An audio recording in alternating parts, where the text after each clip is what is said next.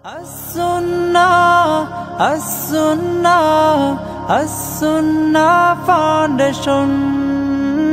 As-Sunnah Foundation. Assalamu alaikum wa rahmatullahi wa barakatuh. Alhamdulillah. Wassalatu wassalamu ala rasulillah wa ala alihi wa ashabihi wa man wala hamma ba'd. সুপ্রিয় দর্শক শ্রোতা ভাই বোন, দেশ কিংবা প্রবাস যে যেখান থেকে দেখছেন, আপনাদের সকলকে সাদর আমন্ত্রণ জানাচ্ছি আস-সুন্নাহ ফাউন্ডেশন স্টুডিও থেকে।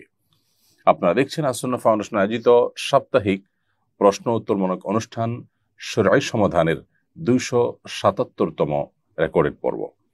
প্রিয় দর্শক, অন্যান্য দিনের মতো আজও আপনাদের সঙ্গে ইনশাআল্লাহ ঘন্টা ব্যাপী থাকছে এবং আপনাদের করা জীবন জিজ্ঞাসার উত্তর কোরআন এবং হাদিসের আলোকে দেওয়ার চেষ্টা করছি। ওয়া মা তাওফিকি ইল্লা বিল্লাহ। আপনার যে কোনো জীবন জিজ্ঞাসা এই পোস্টের মন্তব্যের ঘরে লিখুন, আমরা ইনশাআল্লাহ আপনাদের প্রশ্ন উত্তর দেওয়ার আপ্রাণ চেষ্টা অব্যাহত রাখবো। যে সমস্ত প্রশ্নের উত্তর একান্ত সময় স্বল্পতার কারণে দেওয়া সম্ভব হবে না, ইনশাআল্লাহ কমেন্টে রিপ্লাইয়ের মাধ্যমে আপনাদেরকে আমাদের ওলামায়ে কেরাম অ্যাডমিনগণ উত্তর দেওয়ার চেষ্টা করবেন। আপনারা এই লাইভ অনুষ্ঠানটি দেখতে পাচ্ছেন আমাদের ভেরিফাইড ফেসবুক পেজে, আস-সুন্নাহ ফাউন্ডেশন ভেরিফাইড ফেসবুক পেজে, আমাদের ভেরিফাইড ইউটিউব চ্যানেলে এবং আমাদের অন্যান্য পেজ ও চ্যানেল সমূহে একযোগে যে কোনো জায়গায় আপনারা আপনাদের প্রশ্ন করতে পারেন। কোরআন এবং হাদিসের ইলমের এই অনুষ্ঠানটি অন্যদের জানবার সুবিধার্থে শেয়ার করে দিতে আমরা কেউ না বলি। চলুন আর বিলম্ব না করে প্রশ্নোত্তরে বলা প্রবেশ করি। তবে তার আগে একটি বিষয় আপনাদেরকে জানিয়ে রাখি, সেটি হলো যে আস-সুন্নাহ ফাউন্ডেশনের অফিসিয়াল নম্বরে প্রতিদিন সকাল 8টা থেকে রাত 10টা পর্যন্ত আপনার যে কোনো জীবন জিজ্ঞাসার জন্য প্রশ্ন করতে পারেন। ফোন করলে ইনশাআল্লাহ বিচক্ষণ প্রশিক্ষিত মুফতিগণ ওলামায়ে কেরাম আপনাদের প্রশ্ন উত্তর দেওয়ার চেষ্টা করবেন। এছাড়াও ফ্যামিলি কাউন্সিলিং এবং রুকিয়া সাপোর্টের জন্য আলাদা সার্ভিস আমরা শুরু করতে যাচ্ছি আল্লাহ তাআলার অশেষ অনুগ্রহে। আমরা আশা করছি যে আপনাদের যে কোনো দ্বীনি খেদমত করার ক্ষেত্রে আস-সুন্নাহ ফাউন্ডেশন সর্বোচ্চ সচেষ্ট থাকবে। আল্লাহ তাআলা আমাদের সবাইকে কোরআন এবং হাদিসের আলোকে আমাদের জীবনকে গড়ে তোলার তৌফিক দান করুন। চলুন তাহলে আমরা প্রশ্ন উত্তর আলোকিত প্রবেশ করি। শুরুতে যে প্রশ্ন আমি দেখতে পাচ্ছি সেটি হলো, সরকারি চাকরি করি, মূল বেতনের সাথে বাড়ি ভাড়া, চিকিৎসা ভাতা ইত্যাদি বাবদ যে পরিমাণ ভাতা যুক্ত থাকে, অনেক সময় খরচ তার চাইতে কম হয়, তবুও পুরো টাকা গ্রহণ করা কি আমার জন্য বৈধ হবে? খুবই চমৎকার একটি প্রশ্ন। এই প্রশ্ন উত্তর হলো যে, যারা সরকারি চাকরি করছেন কিংবা বেসরকারি চাকরি করছেন, আপনাকে বেতনের সাথে যদি বাড়ি ভাড়া এবং বিভিন্ন রকমের ভাতা দেওয়া হয়, এই ভাতার বিপরীতে আপনার কাছ থেকে কোনো প্রকার ভাউচার চাওয়া হয় না, এই ভাতার কোনো হিসেব চাওয়া হয় না, এটা থোক বরাদ্দের মতোই দেওয়া হয় সাধারণত। অতএব থোক বরাদ্দ দেওয়ার মাধ্যমে আপনাকে মূলত টাকার মালিক বানিয়ে দেওয়া হয়। আপনি এই ভাতা গ্রহণ করার পর যদি অল্প টাকা আপনার কাজ আপনি সেরে ফেলতে পারেন, তাহলে বাকি টাকা আপনার জন্য সম্পূর্ণ হালাল হবে এবং প্রতিষ্ঠানের তরফ থেকেই এই ধরনের সম্মতি অস্পষ্টভাবে বা অঘোষিতভাবে দেয়া থাকে। কারণ এখানে আসলে ফেরত দেওয়ার বা হিসেব দেওয়ার কোনো অপশনই রাখা হয় না। অতএব এটা পরিষ্কার যে সরকারি হোক আর বেসরকারি হোক, যে কোনো চাকুরিতে বেতনের সাথে যে সমস্ত ভাতাগুলো দেওয়া হয়, এই ভাতাগুলো দেওয়ার মানে এই নয় যে যা তোমার খরচ হবে সেটা খরচ করে তুমি বাকিটা ফেরত দিবে। সুতরাং এখানে যে টাকা আপনি পাবেন সেটা বেতন যেরকম আপনার জন্য সম্পূর্ণ হালাল, এই ভাতার পুরো টাকাটাই আপনার জন্য হালাল। পুরো টাকা আপনার ব্যয় হোক, তার চেয়ে কম ব্যয় হোক কিংবা তার চেয়ে বেশি ব্যয় হোক, সেটা সম্পূর্ণই আপনার বিষয়। অতএব আপনি নির্দ্বিধায় সেটি ভোগ করতে পারবেন। এরপরে প্রশ্ন করেছেন যে ভাই, তিনি লিখেছেন, আমার ভাই খারাপ কাজ করে, এলাকায় আমাদের বংশের বদনাম করে, সে কি বাবার রেখে যাওয়া সম্পদ পাবে? কেউ যদি এলাকাতে খারাপ কাজ করে, মন্দ কাজে লিপ্ত থাকে, তাহলে সেক্ষেত্রে সে এর জন্য আল্লাহর কাছে দায়ী থাকবে, তার জন্য আলাদা আল্লাহর কাছে জবাবদিহিতা আছে। কিন্তু এর কারণে মিরাসের অধিকার থেকে, মিরাসের প্রাপ্যতা থেকে সে মাহরুম বা বঞ্চিত হবে না। আপনার ভাই যতক্ষণ সে ইসলামের গণ্ডিতে আছে, মুসলমান যতক্ষণ আছে, ততক্ষণ পর্যন্ত বাবা এবং মায়ের বা অন্য যে কোনো ওয়ারিসের, অন্য যে কোনো আপনার রক্ত সম্পর্কে আত্মীয়ের ওয়ারিস হিসাবে মিরাসের যে সম্পদ সেটার তিনি ভাগ পাবেন। এবং এখানে তিনি খারাপ মানুষ হওয়ার কারণে এই অজুহাতে তাকে আপনারা তার অধিকার থেকে, মিরাস থেকে তাকে বঞ্চিত করতে পারবেন না। হ্যাঁ, জীবদ্দশায় কোনো ব্যক্তি যখন কোনো কিছু দান করবেন বা গিফট করবেন সন্তানদের মধ্যে, তখন একজন খারাপ সেই হিসাবে তাকে যদি বঞ্চিত করে অথবা কম দেয়, তাকে শাস্তি স্বরূপ তাকে সতর্ক হওয়ার জন্য, সেটা জায়েজ আছে। কিন্তু তার মৃত্যুর পর তার সম্পদে ওয়ারিস হিসাবে অটোমেটিক ভাগ চলে আসে। অতএব আপনার ভাই আপনার বাবার সম্পদে তার যে প্রাপ্য অধিকার সেটা আপনাকে পরিপূর্ণ দিতে হবে, তার অপকর্মের জন্য দায়ী তিনি হবেন। এরপর প্রশ্ন হলো, আমি একজন ভ্যান চালক, এবার হিন্দুদের পুজো উৎসবে ভাড়ার বিনিময়ে পুজোর মূর্তি বহন করেছিলাম। আমাদের মহল্লার তাবলিগের মুরব্বী বলেছেন এর মাধ্যমে যত টাকা উপার্জন করেছি তা হারাম হয়েছে, সঠিক মাসআলাটি জানতে চাই, আর এখন আমার করণীয় কি? খুবই চমৎকার আরেকটি প্রশ্ন। হিন্দুদের পূজা উপলক্ষে একজন মুসলিম তাদের পুজো বা শিরকের কাজে প্রত্যক্ষ সহযোগিতার কোনো ভূমিকা অবতীর্ণ হতে পারেন না। অতএব আপনি একজন রিক্সা চালক হিসাবে বা ভ্যান চালক হিসাবে আপনার ভ্যান বা রিক্সায় যদি মূর্তি বহন করে সেটাকে পুজোর অংশ হিসাবে কোথাও নিয়ে যাওয়া হয়, তাহলে সেক্ষেত্রে আপনি এখানে এক ধরনের তাদের সহযোগীর ভূমিকা অবতীর্ণ হয়েছেন। অনেক হিন্দু ভ্যান চালক আছেন বা অনেক হিন্দু গাড়ি মালিক আছেন, তারা এই কাজটি করতে পারেন, কিন্তু অ্যাজ এ মুসলিম এটি আপনার জন্য করা জায়েজ নয়। একজন হিন্দু তিনি এই কাজটি করতে পারেন বলতে এটা তার বিষয়, কিন্তু মুসলমান হিসাবে আপনার জন্য আপনি যেহেতু বিশ্বাস করেন যে শিরক আল্লাহর নিকট সবচেয়ে বড় অপরাধ, আপনি যদি কোরআনে বিশ্বাস করেন আল্লাহ তাআলার নির্দেশ এবং নিষেধকে মেনে চলতে হবে সেটাতে বিশ্বাস করেন, সো আপনার ঈমানের আলোকে এই কাজটি আপনি করতে পারেন না। বিধায় এটি আপনার গুনাহ হয়েছে, অন্যায় হয়েছে, এর জন্য আল্লাহর কাছে আপনার ইস্তেগফার করা উচিত, তওবা করা উচিত। আল্লাহ সুবহানাহু ওয়া তাআলা কোরআনে কারিমে বলেছেন, তাআওয়ানু আলাল বিররি ওয়াত তাকওয়া ওয়ালা তাআওয়ানু আলাল ইসমি ওয়াল উদওয়ান, তোমরা ভালো কাজে তাকওয়ার কাজে একে অন্যের সহযোগী হও, কিন্তু পাপ এবং সীমা লঙ্ঘনের কাজে কেউ কারোর সহযোগীর ভূমিকায় অবতীর্ণ হয়ও না।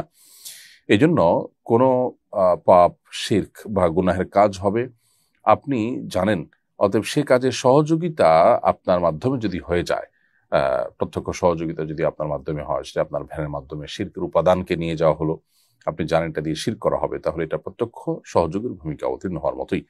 সো এটা আপনার জন্য জায়েজ হবে না, এবং এর মাধ্যমে উপার্জিত যে টাকাটি আপনার হাতে এসেছে, হস্তগত হয়েছে, সেটা সাদাকা করে দিবেন গরিব দুঃখীদেরকে, এতিম মিসকিনদেরকে, এবং সেখানে আপনি নিজে দানের যে সওয়াব পাওয়ার কথা সেটা নিয়ত করবেন না। এর মাধ্যমে আল্লাহর কাছ থেকে আপনি দায়মুক্ত হতে পারেন, এবং ভবিষ্যতের উপর আপনাকে সতর্ক থাকতে হবে এবং তওবা করতে হবে খাঁটিভাবে, যেন আর কখনো কোনো অন্যায়, কোনো গুনাহের কাজে আপনি সহযোগীর ভূমিকা অবতীর্ণ না হন। ব্যাপারটিকে আরো সহজে বোঝার জন্য আমরা একটা উদাহরণ দিতে পারি। সেটা হলো যে, ধরুন কেউ কাউকে খুন করতে যাচ্ছে, আপনি জানেন, এখন খুনির যেটা দিয়ে খুন করবে সে অস্ত্রটা আপনার ভারী, এবং সেটা বহন করার জন্য তার দরকার, ভ্যান দরকার। তো আপনি আপনার ভ্যান ব্যবহার করতে দিলেন, এবং ভাড়ার বিনিময়ে আপনি আপনার ভ্যান দিয়ে এই খুনিকে তার খুনের জায়গা পর্যন্ত নিয়ে দিয়ে আসলেন। ব্যাপারটা যেরকম অপরাধ, ব্যাপারটা যেরকম গুনাহ, ঠিক একইভাবে শিরক করা হবে, আপনি জানেন, সেক্ষেত্রে শিরকের উপাদানকে বহন করাটাও গুনাহ হবে। এরপরে প্রশ্ন হলো, ব্যথা পেলে মানুষ মা গো বাবা গো বলে ডাক দেয়, এটা কি শিরকের অন্তর্ভুক্ত? খুবই চমৎকার একটি প্রশ্ন, মাশাআল্লাহ।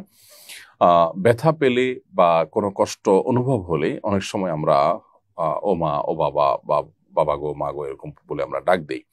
এই ডাক দেওয়াটার মানে এই নয় যে আমরা বাবা কিংবা মায়ের কাছে সাহায্য চাই, তাদের কাছে অলৌকিক কোনো সাহায্য চাই, দূর থেকে তারা আমাদের কিছু করতে পারবেন এরকম বিশ্বাস থেকে আমরা বাবা বা মাকে ডাকি না, এবং তারা আমাদের অলৌকিক সাহায্যকারী এরকম যেহেতু আমরা মনে করি না, সো আমরা ডাক দিই শুধুমাত্র ব্যথা হলে তাদের কথা হয়তো স্মরণ হয়, তারা অনেক বেশি মায়া করেন, মমতা করেন, সেই জায়গা থেকে তাদের তারা থাকলে চোখের সামনে তারা হয়তো স্নেহ করতেন, মমতা করতেন, এরকম একটা অভ্যাসগত ইস্যুতে পরিণত হয়েছে বাবা গো মা গো ডাকটা।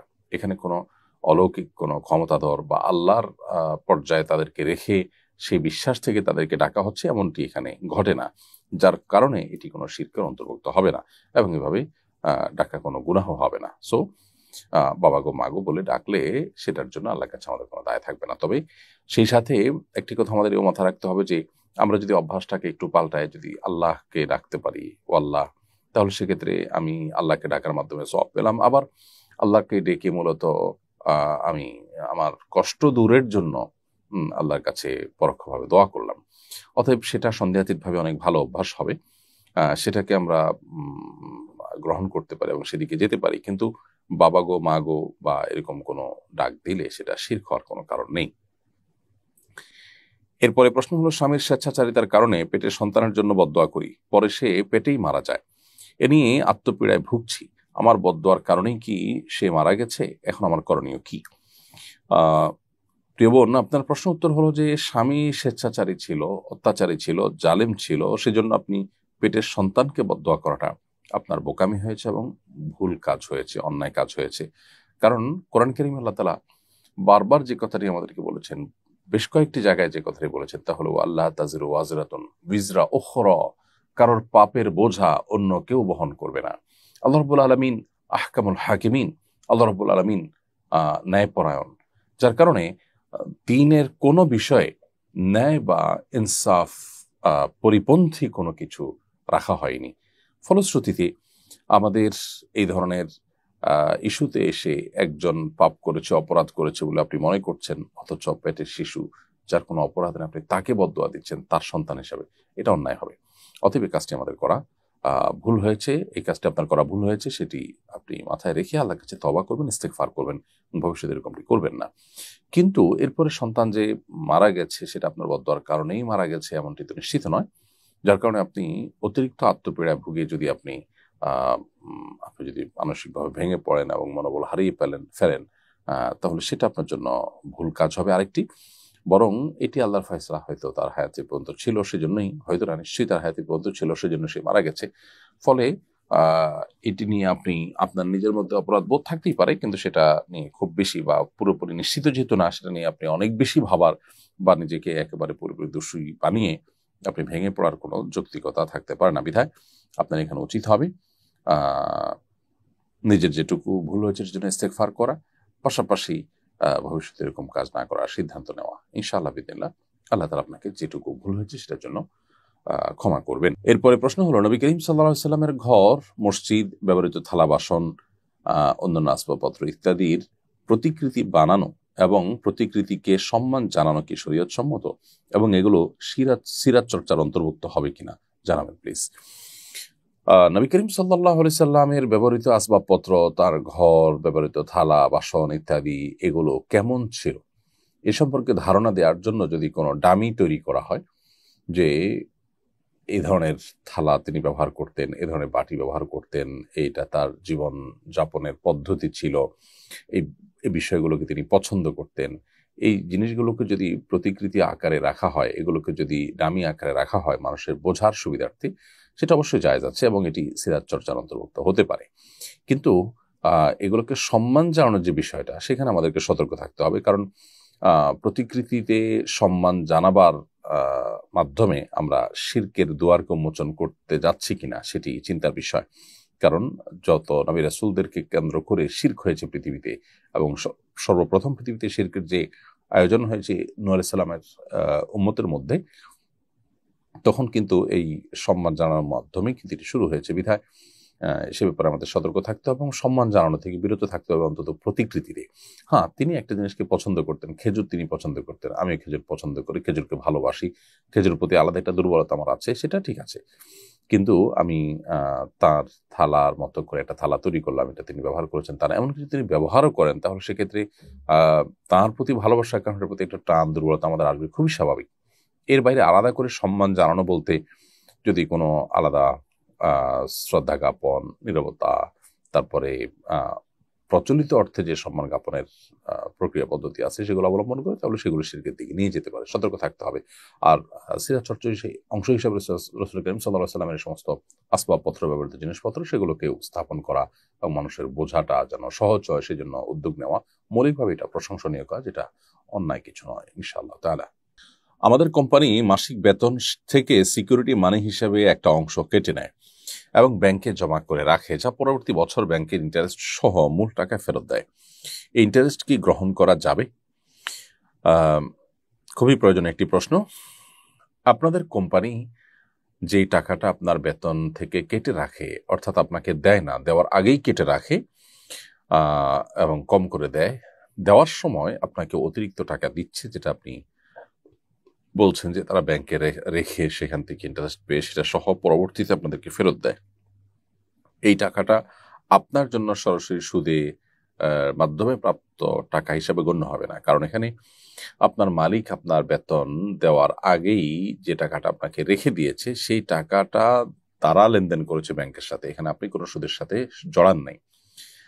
তবে দেওয়ার সময় যেহেতু তারা সুদের টাকাটা সহ দিচ্ছে, অর্থাৎ সুদের মাধ্যমে প্রাপ্ত লভ্যাংশ সহ দিচ্ছে, এটা আপনি গ্রহণ না করে সাদাকা করে দেওয়াটা আপনার জন্য তাকওয়ার অধিকতর নিকটবর্তী হবে।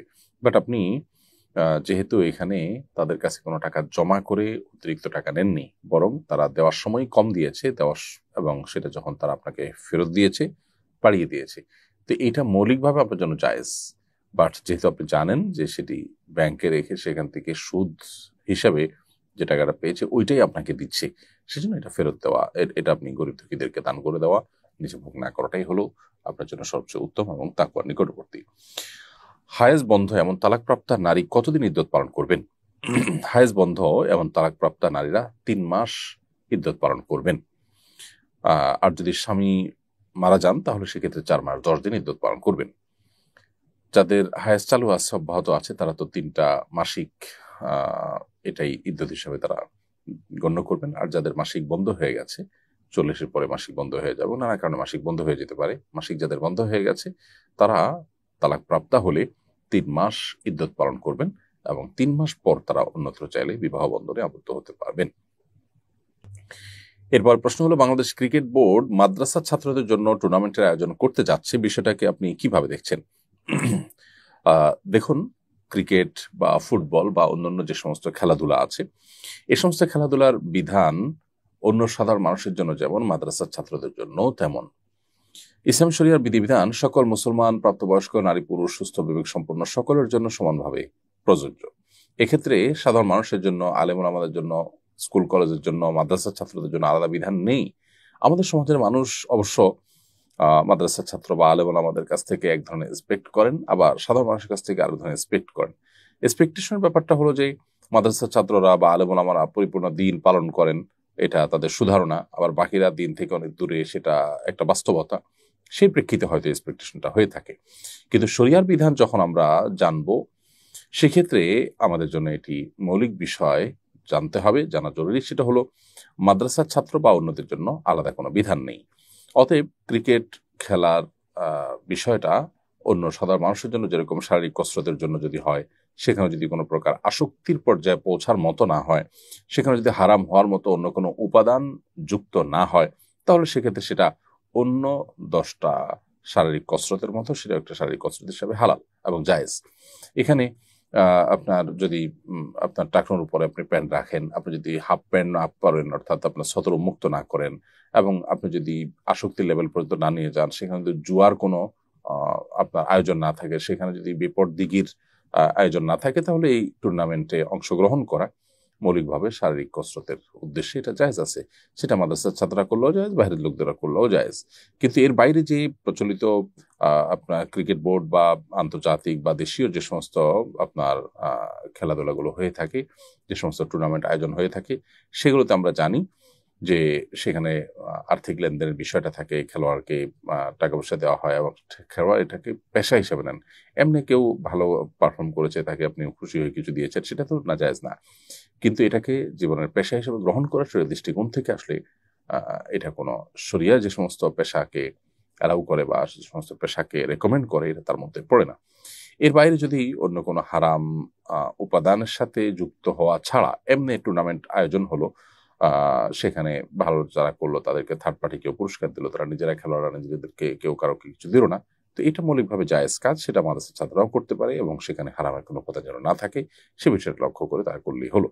কিন্তু এটাকে আজকাল যেভাবে আপনার খুব সিরিয়াস ইস্যুতে পরিণত করা হয়েছে, বরং একটা দেশের সবচেয়ে সিরিয়াস ইস্যুগুলোর মধ্যে একটাকে খেলাকে পরিণত করা, যার নামই হলো খেলা তামাশা, সেটাকে আপনার সবচেয়ে সিরিয়াস ইস্যুতে পরিণত করা হয়েছে। এবং এটার পেছনে যে আপনার আমাদেরকে যারা কন্ট্রোল করার চেষ্টা করছেন, তাদের যে প্ল্যান প্রোগ্রামগুলো, সেগুলো দিনের আলোমতো পরিষ্কার যে মানুষের দিনী চেতনাকে ভোতা করা, মানুষকে দুনিয়ার মধ্যে মগ্ন করে রাখা এবং আরো নানাবিধ সেখানে তাদের কমার্শিয়াল লক্ষ্য উদ্দেশ্য থাকে, সেগুলো বাস্তবায়ন করার জন্য জাস্ট টুল হিসাবে আমরা ব্যবহৃত হচ্ছি। সে বিষয়গুলো আমাদের মাথায় রাখা দরকার এই সমস্ত টুর্নামেন্ট আয়োজন করার ক্ষেত্রে বা সেগুলোতে অংশগ্রহণ করার ক্ষেত্রে। মৌলিকভাবে টুর্নামেন্ট আয়োজন করা কিংবা খেলাধুলা অংশগ্রহণ করা হারামে কোনো কিছুতে লিপ্ত হওয়া ছাড়া এটি নাজায়েজ কোনো বিষয় নয়।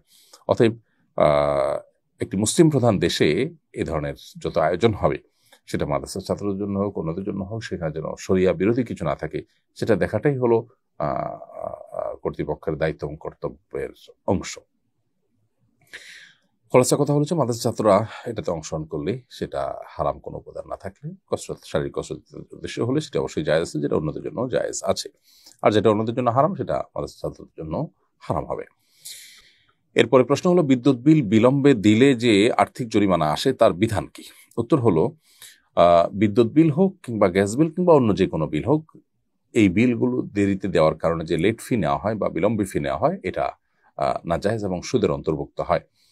যার কারণে এটার বিকল্প কোনো পথ বের করতে হবে। যারা বিলম্বে দিবে তাদের জন্য এমন কিছু আরোপ করতে হবে যাতে করে এটা তাদের শাস্তি হিসাবে কার্যকর হয়, অথবা যদি আর্থিক জরিমানা ছাড়া অন্য কোনো ওয়ে না থাকে তাহলে সেক্ষেত্রে তাদের একটা পর্যায়ে যাওয়ার পরে আপনার কানেকশন ডিসকানেক্ট করা এবং আবার পুনরায় কানেক্ট করার জন্য একটা ফি নির্ধারণ করা, এর মাধ্যমে তার কাছ থেকে আপনি আপনার শাস্তি স্বরূপ যে জরিমানাটা আদায় করতে পারেন। কিন্তু সরাসরি সে দেরিতে দিলেও সেজন্য আপনি আলাদা লেট ফি নিলেন তার কাছ থেকে, এটা জায়েজ নয় শরিয়ার দৃষ্টিকোণ থেকে।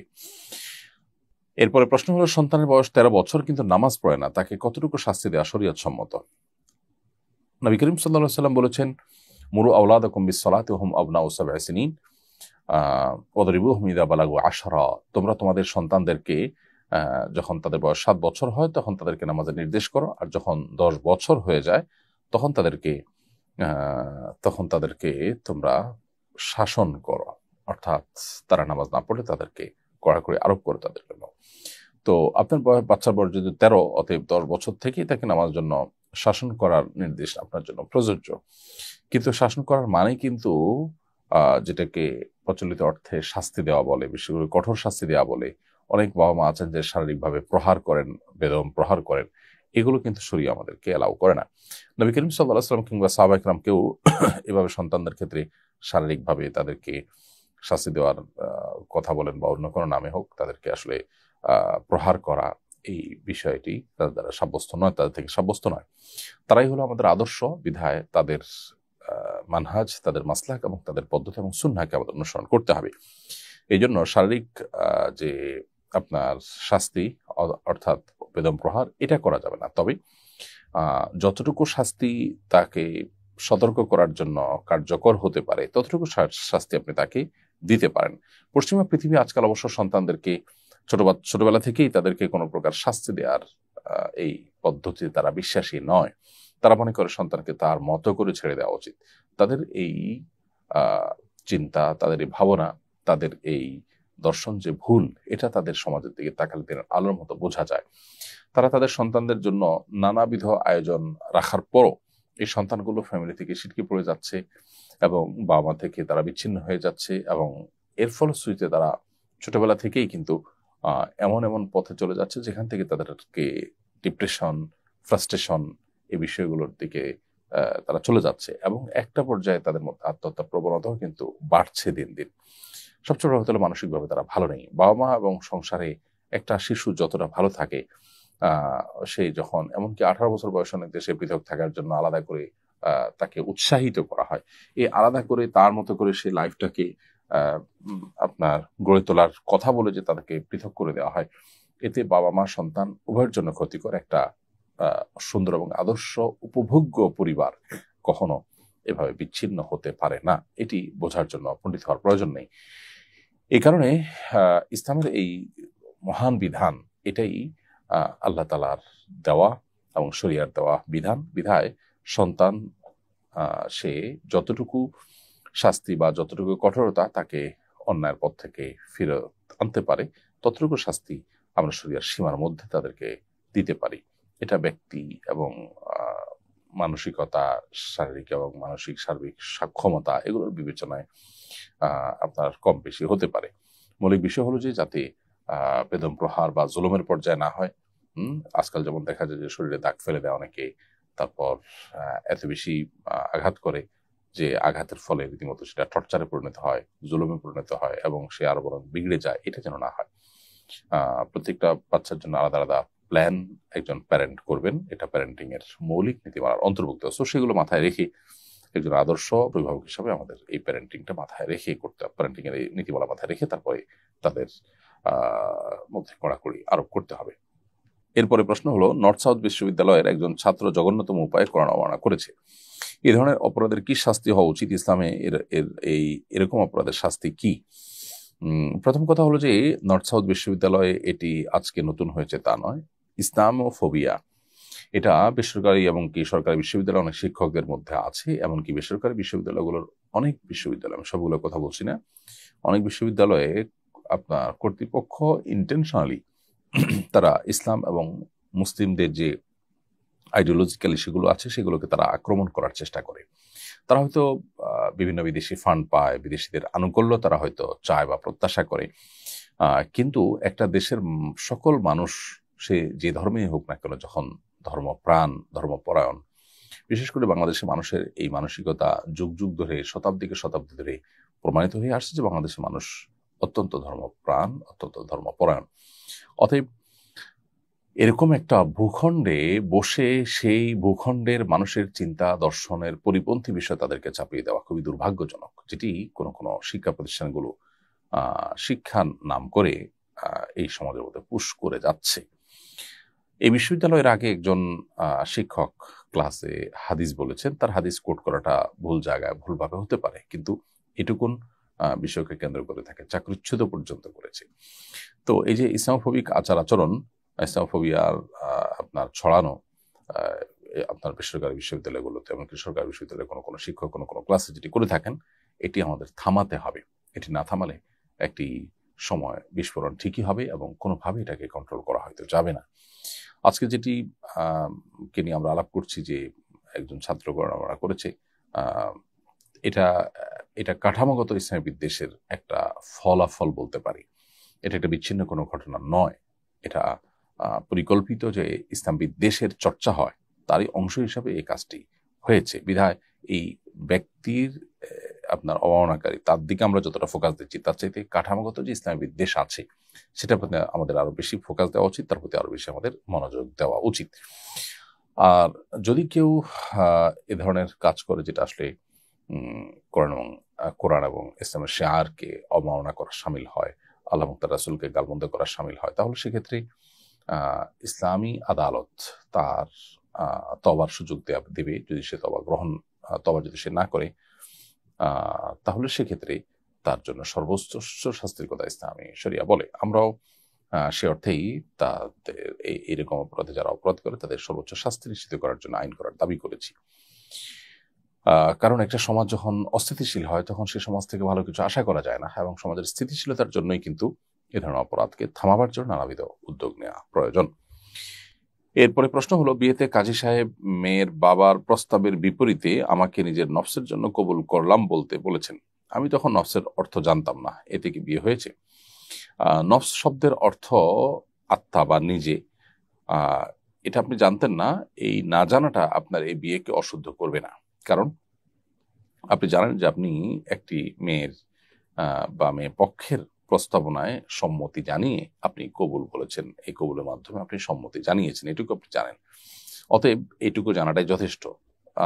এই সম্মতি জানাবার জন্য যে বাক্য ব্যবহার করা হয়েছে সেখানে কোনো বাক্যের অর্থ আপনি না জানলেও মৌলিকভাবে আপনি যে এই বিয়েতে সম্মত হয়েছেন এবং সম্মতি জ্ঞাপনমূলক শব্দ আপনি ব্যবহার করেছেন, এটুকু যে আপনি জেনেছেন, এটুকু আপনার বিবাহকে বিশুদ্ধ করার জন্য যথেষ্ট। বিধায় আপনার বিয়ে হয়ে গেছে, এটা নিয়ে আপনার কোনো টেনশন করবার কারণ নেই। এরপরে প্রশ্ন হলো, স্বামী মারা যাওয়ার পরে ইদ্যত অবস্থায় আছি, এই অবস্থায় আমার ওমরা যাওয়া জায়েজ হবে কিনা? প্রিয় বোন যিনি প্রশ্ন করেছেন তাকে জানাতে চাই যে ইদ্যত পালনকালীন সময়ে একজন নারী তিনি সফর করতে পারেন না, অর্থাৎ স্বামী মৃত্যুবরণ করার ফলে যে ইদ্যত হয়ে থাকে সেই ইদ্যত পালনকালীন সময়ে সফর করা আমাদের জন্য জায়েজ নয়। বিধায় ইদ্যত পালনকালীন সময়ে তিনি তার নিজ গৃহে অবস্থান করেন, তার চৌহদ্দির মধ্যে তিনি বসবাস করেন। একান্ত প্রয়োজন হলে, যেমন হয়তো অসুস্থ হয়ে ডাক্তার দেখাতে বাইরে যেতে হলো, সেটা তার জন্য জায়েজ আছে। অতএব আপনি স্বামী মারা যাওয়ার পর যে ইদ্যত পালন করছেন, ইদ্যত শেষ হওয়ার আগে আপনি ওমরা যেতে পারেন না। এমনকি ওমরার যাওয়ার প্ল্যান প্রোগ্রাম যদি আগে থেকে করেও থাকেন আপনি, তাহলে সেক্ষেত্রে তার মৃত্যুর পর আপনি ইদ্যত পালন করার বিষয়টিকে অগ্রাধিকার দিবেন, যেটা আপনার জন্য ওয়াজিব। ওমরা যাওয়াটা আপনার জন্য ওয়াজিব না, বিধায় সেটাকে আপনি বিলম্ব করবেন। এমনকি সেটা আপনার জন্য আবশ্যক হলেও যেহেতু সেটা পরে কখনো করার স্কোপ আছে, কিন্তু ইদ্যতটা এখনই পালন করতে হবে, বিধায় আপনি ইদ্যতকে প্রায়োরিটি দিতে হবে এবং ওমরাটা এই ইদ্যত পালন করার সময় আপনি করতে পারবেন না। এরপরে প্রশ্ন হলো, অফিসের প্রভিডেন্ট ফান্ড থেকে মুনাফা দেওয়ার শর্তে নির্দিষ্ট মেয়াদে লোন নেওয়া কি বৈধ? অফিসের প্রভিডেন্ট ফান্ড থেকে তো লোন নিতেই পারেন আপনি, কিন্তু মুনাফা দেওয়ার শর্তে যদি দেন তাহলে সেটা তো পরিষ্কারভাবে সুদ হবে। কুল্লু কারদিন জাররা নাফআন ফাহুয়া রিবা। যেই লোন আপনার এর বিপরীতে আপনাকে প্রফিট দিতে হয়, সেটা রিবার অন্তর্ভুক্ত হয়। সেই মূলনীতির আলোকে এটি আপনার জন্য জায়েজ নয়। প্রভিডেন্ট ফান্ড থেকে লোন নেওয়া বা আপনার লোন দেওয়ার সিস্টেম, এটা মৌলিকভাবে কোনো জায়েজ নয়, কিন্তু প্রফিটের বিনিময়ে দেওয়া নেওয়াটা না জায়েজ। এখন আপনি বলবেন যে আজকাল কে এভাবে বিনা প্রফিটে দিবে? সেটাই আমাদের ডেভেলপ করতে হবে। এবং পৃথিবী আজ এতটা স্বার্থপর হয়ে গেছে যে আসলে কেউ কাউকে লোন দিবে বিনা স্বার্থে, এটা মানুষ চিন্তাও করতে পারে না। অবশ্য একই সাথে আরেকটা বাস্তবতা হলো যে মানুষ এতটা প্রতারণার প্রবণতা মানুষের মধ্যে বেড়েছে যে মানুষ আসলে লোন নিয়ে লোনটা টাইম মতো ফেরত দিবে, এটা মানুষ চিন্তাও করতে পারে না। তো দুই দিক থেকে সমস্যা আছে। যে সমস্যা দূরের জন্যই মোরাল ডেভেলপমেন্টের জন্য আমাদেরকে আন্দোলন করতে হবে, সংগ্রাম করতে হবে, বিপ্লব করতে হবে, সমাজে ব্যাপক পরিবর্তন আনার জন্য আমাকে উদ্যোগ গ্রহণ করতে হবে। মানুষের মধ্যে এই মনুষ্যত্বগুলো যদি না আসে, তাহলে এই কনক্রিটের বা ইস্পাতের এই সভ্যতা, এটাকে যতই আমরা উন্নত করি না কেন এবং এটাকে যতই আমরা ডেভেলপ করি না কেন, দিন শেষে এটা আমাদের কখনো প্রকৃত সুখ বা শান্তির কারণ হতে পারে না। এরপরে প্রশ্ন হলো, বিয়ের পূর্ব শর্ত হিসেবে অনেকেই বলে থাকেন আগে নিজের পায়ে দাঁড়াও পরে বিয়ে। ইসলামে বিয়ের জন্য সক্ষমতা বলতে কি বোঝায়? ইসলাম বিয়ের জন্য সক্ষমতাকে শর্ত দিয়েছে। অক্ষম ব্যক্তির জন্য বিয়ে ফরজ নয়, তাকে ইসলাম বিয়ে করার নির্দেশ দেয়নি, বরং কোনো ক্ষেত্রে অক্ষম ব্যক্তির জন্য বিয়ে করা নিষেধও। সে নিষেধাজ্ঞার মাত্রা ব্যক্তি ভেদে, পরিস্থিতি ভেদে ভিন্ন হয়, কিন্তু সক্ষমতাটা বিয়ের জন্য শর্ত, এটি ঠিক। আবার অক্ষম ব্যক্তির জন্য বিয়ে আবশ্যক নয়, সেটাও সঠিক। এখন কথা হলো যে কতটুকু সক্ষমতা হলে বিয়ে ফরজ হবে? উত্তর হলো, বা বিয়ে করা জায়েজ হবে, বা সুন্নাহ, সাধারণ অবস্থাতে সুন্নাহ হয়, সেটা হবে।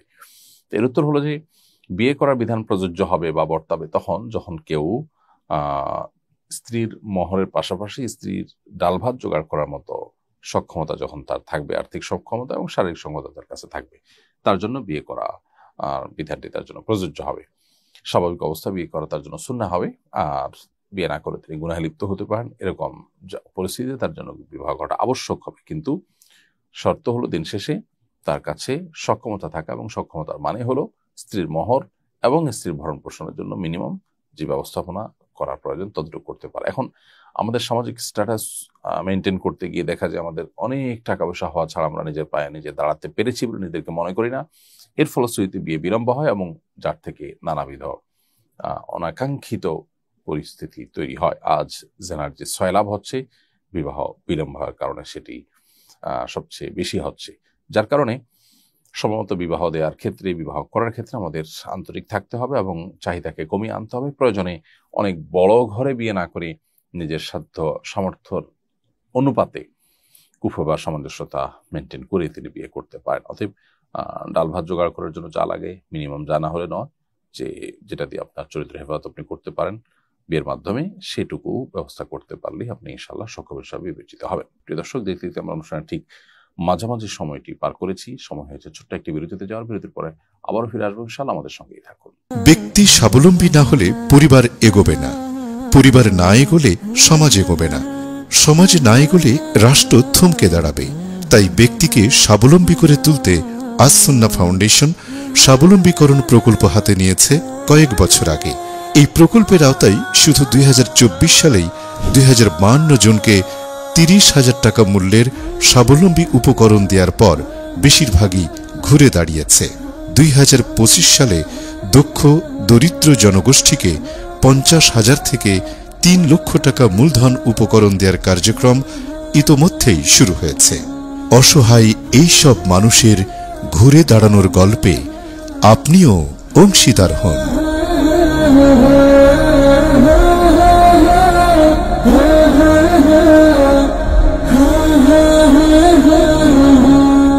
প্রিয় দর্শক, বিরতির পর আবার আপনাদেরকে স্বাগত জানাচ্ছি। আপনারা দেখছেন আসন্না ফাউন্ডেশন আয়োজিত সাপ্তাহিক প্রশ্ন উত্তরমূলক অনুষ্ঠান শরীর সমাধানের 277তম পর্ব। বিরতির আগে আমরা অনেকগুলো প্রশ্নের উত্তর দিয়েছি, বিভিন্ন বিষয়ের উপরে বিভিন্ন ব্যক্তিদের করা প্রশ্ন, আলহামদুলিল্লাহ। বিরতির পরে আমরা অনেকগুলো প্রশ্ন দেখতে পাচ্ছি। প্রথম যে প্রশ্নটি আমি দেখতে পাচ্ছি সেটি হলো, আমার পরিবার বিয়ের জন্য পাত্রী দেখছে, কিন্তু সমস্যা হলো স্বর্ণের দাম যেভাবে ক্রমাগত হারে বাড়ছে, হবু স্ত্রীকে স্বর্ণালঙ্কার দেওয়া কঠিন হয়ে যেতে পারে। প্রশ্ন হলো, বিয়েতে কনেকে স্বর্ণ দেওয়া বাধ্যতামূলক কিনা? উত্তর হলো, বিয়েতে কনেকে স্বর্ণ দেওয়াটা আবশ্যক কিংবা বাধ্যতামূলক নয়। বিয়েতে আপনি মোহর দিতে হবে। মোহর হিসাবে নগদ টাকা হতে পারে, অন্য কোনো আসবাবপত্র হতে পারে, যেটার উপরে উভয় পক্ষ সম্মত, বিশেষ করে মেয়ে যেটা গ্রহণ করতে বা মোহর হিসাবে ধার্য করতে সম্মত আছেন, সেরকম যে কোনো বস্তুই মোহর হতে পারে। কিন্তু স্বর্ণ দিয়েই মোহর দিতে হবে এরকম কোনো কথা শরিয়া আমাদেরকে বলেনি। স্বর্ণ দিয়ে দিতে পারছেন না, আপনি রূপার গহনা দিতে পারেন, অথবা অন্য কোনো আপনার যে সমস্ত স্বর্ণের মতো দেখতে ইমিটেশন টাইপ যে সমস্ত গহনা আছে সেগুলো আপনি দিতে পারেন। এটা নির্ভর করে যে আপনি কোথায় বিয়ে করছেন এবং তারা দিন কতটা বুঝেন, তারা কতটা স্যাক্রিফাইস করবেন, তারা কতটা সবর করবেন, কতটা আপনার ইজিলি নেবেন এই বিষয়গুলোকে, সেটার উপরে। এখানে শরিয়ার আসলে কোনো বাধ্যবাধকতার বিষয়টি নেই। অতএব মোহর এবং স্ত্রীর ভরণ পোষণের ব্যবস্থা করতে পারাটাই আপনার বিয়ে করার জন্য যথেষ্ট সাধ্য এবং সক্ষমতা। এর বাইরে আপনার স্বর্ণ কিনতে হবে সেরকম সক্ষমতা থাকতে হবে, এটা বাধ্যবাধকতা নেই। আমাদের সমাজে অবশ্য স্বর্ণ ছাড়া বিয়ে হয় না, মানুষ কল্পনাও করে না। সেটা আমাদের সমাজের একটা কালচারে পরিণত হয়েছে, শুধুমাত্র এটুকু। এর বাইরে আসলে মোহরে বিয়ে স্বর্ণ দিতেই হবে এমনটা জরুরি না। বহু সাহাবী বিয়ে করেছেন, স্বর্ণ দেননি। জীবনটাকে ইসলাম অনেক ইজি এবং সহজ করতে বলে। আমাদের সমাজে যদিও আমরা সামাজিক কালচারের নামে সেটাকে অনেক কঠিন এবং জটিল করে ফেলেছি, যার ফলশ্রুতিতে আমরা কিন্তু সুখ পাচ্ছি না। মানসিক সুখ এবং শান্তির জন্য মানুষের চাহিদাগুলোকে কমিয়ে ফেলা এবং সহজ সরল জীবনযাপনের দিকে মানুষ যাওয়ার সিদ্ধান্ত গ্রহণ করা, এটা খুবই গুরুত্বপূর্ণ। বিয়ের ক্ষেত্রেও একই কথা প্রযোজ্য। এরপরে প্রশ্ন হলো, ইদ্যত অবস্থায় চিকিৎসার জন্য হসপিটালে যাওয়া যাবে কিনা? উত্তর হলো যে কোনো নারী ইদ্যত পালনরত অবস্থায় যদি ডাক্তারের কাছে যেতে হয়, হসপিটালে যেতে হয়, অ্যাডমিটও হতে হয়, তাহলে সেটা তার জীবন রক্ষার প্রয়োজনে বা সুস্থ থাকার প্রয়োজনে জায়েজ আছে। এর বাহিরে বিশেষ করে স্বামী মারা যাওয়ার পরে যখন কেউ ইদ্যত পালন করে, সেই ইদ্যতে তার বাসা বাইরে আপনার সফর করা বা ঘুরতে যাওয়া, এমনকি ওমরা বা অন্য কোনো আমলের জন্য যাওয়া জায়েজ নয়, বরং তিনি ঘরে অবস্থান করবেন, কিন্তু চিকিৎসার জন্য তিনি বাইরে যেতে পারেন। এরপরে প্রশ্ন হলো, আমি একজন বই বিক্রেতা, ইসলামী বইয়ের পাশাপাশি সেকুলার ও ওরিয়েন্টালিস্টদের বইপত্র বিক্রি করি। এর ফলে কি আমি ইসলাম বিদ্বেষীদের সহযোগীদের অন্তর্ভুক্ত হব এবং এর মাধ্যমে আমার অর্জিত ইনকাম হালাল হবে কিনা? উত্তর হলো যে মৌলিকভাবে বই বেচা তো ভালো জিনিস, এবং ইসলামী বই, ভালো বই আপনি বিক্রি করছেন, সেটা যদি আলাদা করে নিয়ত করেন যে এগুলোর মাধ্যমে আমি ভালো কাজ ছড়াতে চাই, তাহলে আপনি সওয়াব পাবেন। পাশাপাশি যদি ওরিয়েন্টালিস্টদের বা সেকুলারদের কোনো বই আপনাকে বিক্রি করতে হয়, সেই বই যারা কিনবে তারা অনেকে তাদের সম্পর্কে ধারণা নেওয়ার জন্য, কম্পারেটিভ পড়াশোনার জন্য, ইসলামের সাথে তুলনামূলক পড়াশোনার প্রয়োজনে যে সমস্ত বইগুলো নেওয়া দরকার হয় সেটা যেরকম নিতে পারে কেউ, আবার একইভাবে তাদের ভক্ত হয়ে সেগুলো পড়ে সেগুলোর প্রচার প্রসার নিয়তে কেউ নিতে পারে। এটা পাঠকের উপর নির্ভর করে। যে বই বা যে কোনো পণ্য ক্রেতা সেটা ক্রয় করে ভালো মন্দ যে কোনো কাজে ব্যবহার করার সম্ভাবনা আছে, সেটা মৌলিকভাবে নাজায়েজ হয় না। বিধায় আপনি এই জাতীয় বই বিক্রি করলে সেটা হারাম হবে না, বিশেষ করে যদি আপনি তাদের মতাদর্শকে প্রচার প্রসার প্রতিষ্ঠা এটা পছন্দ করে বিক্রি করছেন বা সেটার কামনা করে বিক্রি করছেন, এমনটি উদ্দেশ্য যদি আপনার না হয়, তাহলে এটা আপনার জন্য নাজায়েজ হবে না এবং এর দ্বারা উপার্জিত ইনকাম আপনার জন্য হালাল হবে ইনশাআল্লাহ তাআলা। সম্প্রতি আপনি দক্ষিণ কোরিয়া সফর করেছেন বলে জেনেছি, সেখানকার দাওয়াতি সফরের অভিজ্ঞতা জানতে চাই। ধন্যবাদ প্রিয় দর্শক। দক্ষিণ কোরিয়া এটি আমার টানা তৃতীয়বারের মতো যাওয়া। আলহামদুলিল্লাহ, দক্ষিণ কোরিয়াতে প্রচুর পরিমাণে প্রবাসী বাংলাদেশিরা আছেন। আমাদের প্রবাসী বাংলাদেশি ভাই বোনেরা যারা সেখানে আছেন, তারা আলহামদুলিল্লাহ খুবই ভালো অবস্থানে আছেন অর্থনৈতিকভাবে। অন্য অনেক দেশের তুলনায় সেখানে আমাদের প্রবাসী ভাইয়েরা আপুরেরা ভালো আছেন। তাদের মধ্যে দিনই কাজ অনেক কারণে গুরুত্বপূর্ণ, কারণ দক্ষিণ কোরিয়াতে বাংলাদেশিদের ব্যাপক হারে বাংলাদেশিদের যাওয়ার ইতিহাসটা অনেক পুরনো নয়, মাত্র যাচ্ছেন। এখন যদি সেখানে একটা ভালো ইসলামিক আপনার সোসাইটি গড়ে তোলা যায় বাংলাদেশিদের, তাহলে সেক্ষেত্রে পরবর্তীতে যে এখানে অপার সম্ভাবনা আছে, প্রচুর পরিমাণ বাংলাদেশি মানব সম্পদ সেখানে যেতে পারে, সেই জায়গা থেকে ভিত্তিটা মজবুত করাটা গুরুত্বপূর্ণ। সেজন্য আমরা টানা তৃতীয়বারের মতো সেখানে যাচ্ছি, এবং সেখানে যে বার্ষিক বড় ছুটি হয়ে থাকে আমাদের ঈদের বন্ধের মতো বা নবান্ন উৎসব টাইপের, এই বন্ধে তারা যে ছুটি পায় সেখানে প্রবাসী বাংলাদেশিদেরকে আমরা দিনই কাজে এঙ্গেজ রাখছি এবং চেষ্টা করছি তারা যেন একটা দিনই কাজের মধ্য দিয়ে তারা নিজেদেরকে বড় করে তুলতে পারে, সামনে এগিয়ে নিয়ে যেতে পারেন। সেই উদ্দেশ্যে এই যাত্রা আলহামদুলিল্লাহ, এবং সন্দেহাতীতভাবে এটি আমাদেরকে অনেক বেশি শিখিয়েছে এবং সেখানে অনেক ভালো কাজ করার সুযোগ আছে বলে আমরা মনে করি। কিন্তু যথারীতি আমাদের ধর্মীয় সেক্টরে, রাজনৈতিক সেক্টরে, সব সেক্টরেই আমাদের বিভক্তি এটা আমাদের শেষ করে দেয়। অতএব সেখানে যারা আছেন তাদের প্রতি আমাদের অনুরোধ ছিল এবং থাকবে, তারা যেন ঐক্যবদ্ধভাবে দাওয়াতি কাজ করেন, পরস্পর সহযোগীর ভূমিকার যেন অবতীর্ণ হন, অতি প্রতিযোগিতার মানসিকতায় যেন পরস্পরের প্রতিপক্ষে পরিণত না হন, সে বিষয়টা খুবই গুরুত্বপূর্ণ। আর এমনিতে আলহামদুলিল্লাহ দক্ষিণ কোরিয়ার মানুষজন তারা ঐতিহ্যগতভাবে যদিও বুদ্ধিস্ট ছিল, কিন্তু খ্রিস্টানরা একসময় তাদের জন্য খাদ্য এবং চিকিৎসার সেবাকে উপস্থাপন করেছে এবং সেবার মাধ্যমে তারা তাদের ধর্মকে সেখানে প্রবেশ করিয়েছে, এবং এখন সেখানে প্রতি গলিতে গলিতে গির্জা দেখা যায়। ফলশ্রুতিতে সেখানে কিন্তু প্রচুর পরিমাণ খ্রিস্টানও হচ্ছে, যদিও মূল যে জনগোষ্ঠী সেখানকার স্থানীয় লোক যারা, তারা মূলত বুদ্ধিস্ট অফিসিয়ালি হলে বেশিরভাগ মানুষই কোনো ধর্ম পরিচিত নন, এবং যার ফলে তারা কিন্তু মানসিক ডিপ্রেশন, আত্মহত্যার পরিমাণ বৃদ্ধি পাওয়া কিংবা আপনার পরিবার ব্যবস্থাপনা ভেঙে পড়া, এরকম চ্যালেঞ্জগুলোর মুখোমুখি।